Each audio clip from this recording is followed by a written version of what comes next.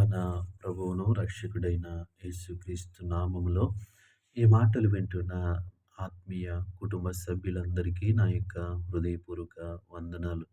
అందరూ బాగున్నారు కదా? ప్రభు కృపను బట్టి మీరంతా క్షేమంగా ఉన్నారని నమ్ముతా ఉన్నాను. మీ ప్రార్థన అవసరతలు ఏమైనా ఉంటే మాకు తెలియచేయండి. మేము మీకోసం ప్రార్థిస్తాం. ఈరోజు నా కోసం ఆత్మీయ కార్యక్రమానికి మిమ్మల్ని అందరినీ ప్రేమపూర్వకంగా ఆహ్వానిస్తా ఉన్నాను. చిన్న ప్రార్థన చేసుకుని ఈ దిన వాక్యాన్ని ధ్యానము చేద్దాం. పరిశుద్ధుడా, ప్రేమగల తండ్రి, గొప్ప దేవుడా, కనికరము గల దేవా, నీకు వందనాలు.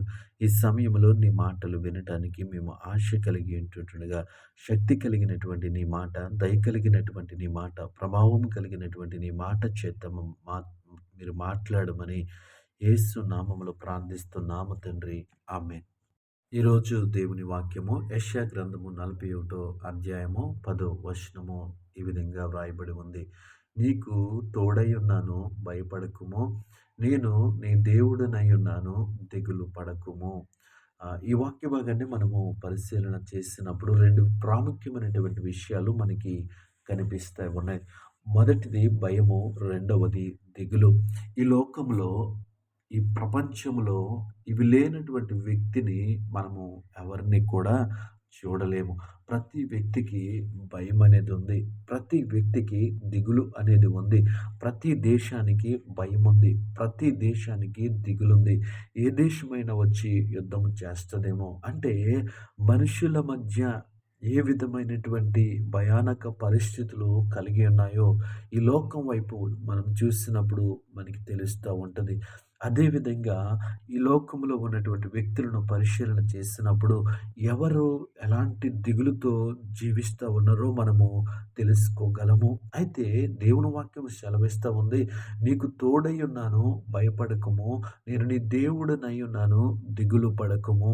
మనము దిగులు పడకుండా, భయము పడకుండా జీవించటానికి ఆయన మనకు తోడుగా ఉన్నాడు. దేవుని నామానికి మహిమ కలుగును గాక. మనం ఎప్పుడైతే భయపడుతున్నామో అప్పుడు దేవుని వాక్యం మనతో అంటుంది, నేను నీకు తోడై ఉన్నాను, భయపడకుము. మనం ఎప్పుడైతే దిగులు చెందుతా ఉన్నామో ఆ దిగులు చెందినప్పుడు నేను నీ దేవుడనై ఉన్నాను, దిగులు పడకుము. అంటే దేవుని ఎరిగినటువంటి వారిగా, దేవుని అంగీకరించినటువంటి వారిగా, దేవుని గురించి తెలుసుకున్నటువంటి వారిగా మనము భయపడకుండా జీవించాలి. మనము దిగులు పడకుండా జీవించాలి అని దేవుని వాక్యము సెలవిస్తూ ఉంది. నీకెప్పుడైతే భయమేస్తుందో అప్పుడు నేను తోడై ఉన్నాను. నీవెప్పుడైతే దిగులు చెందుతున్నావో అప్పుడు నేను దేవుడనై ఉన్నాను. కాబట్టి మనము ఎంత మాత్రము కూడా ఈ లోకములో శరీరానుసారులు జీవించినట్లుగా మనము జీవించకూడదు. వారు భయపడినట్లుగా మనం భయపడకూడదు. వారు దిగులు చెందినట్లుగా మనము దిగులు చెందకూడదు. ఎందుకంటే నీవు నేను నమ్ముకున్నటువంటి దేవుడు, నీవు నేను ఆరాధిస్తున్నటువంటి దేవుడు సర్వశక్తివంతుడు. దేవునామానికి మహిమ కలుగును గాక. ఆయనే సమస్తమును కలుగజేసిన వాడు. కాబట్టి మనము ఎంత మాత్రము భయపడకుండా ఉండాలి. మనం ఎంత మాత్రము దిగులు చెందకుండా ఉండాలి. ఎందుకని? ఆయన తోడై ఉన్నాడు.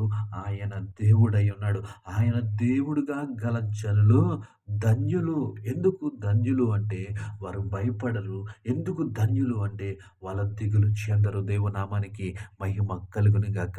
ఈ ఉదయకాల సమయంలో ఈ మాటలు వింటున్న ప్రియ సహోదరి, సహోదరుడా, నువ్వు దేని గురించి భయపడతా ఉన్నావు? నువ్వు దేని గురించి దిగులు చెందుతా ఉన్నావు? నీ పరిస్థితులు చూసినప్పుడు భయపడతా ఉన్నావా? నీ జీవితంలో జరుగుతున్న సంఘటనలు చూసినప్పుడు దిగులు చెందుతూ ఉన్నావా? ఈ ఉదయకాల సమయంలో దేవుని వాక్యం నీతో నాతో మాట్లాడుతుంది. నేను నీకు తోడై ఉన్నాను, నేను నీకు దేవుడనై ఉన్నాను. కాబట్టి మనం ఎంత మాత్రము కూడా ఈ లోకములో ఎదురయ్యేటువంటి సమస్యలు, ఈ లోకంలో వచ్చేటువంటి ఇబ్బందులను చూసి భయపడకుండా, దిగులు చెందకుండా మనం జీవించాలని దేవుని వాక్యము తెలియచేస్తూ ఉంది. ఎప్పుడు మనం అలా జీవించగలము అంటే ఆయన తోడుగా ఉన్నప్పుడు.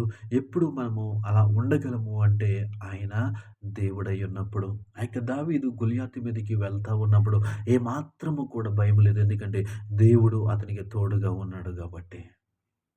ఈ వాక్యం వింటున్న ప్రియ సహోదరి, సహోదరుడా, ఈ వాక్యమును అంగీకరించి, ఈ వాక్యమందు విశ్వాసముంచి, మన విశ్వాస జీవితంలో ముందుకు సాగుదాం. దేవుడే మనల్ని బలపరుస్తాడు. దేవుడే మనల్ని ఓదారుస్తాడు. ప్రతి విషయంలో ఆయన దక్షిణ హస్తము మనకు తోడుగా ఉంటది. అట్టి కృప దేవుడు మనకి అందరికీ అనుగ్రహించును గాక. ఆమేన్.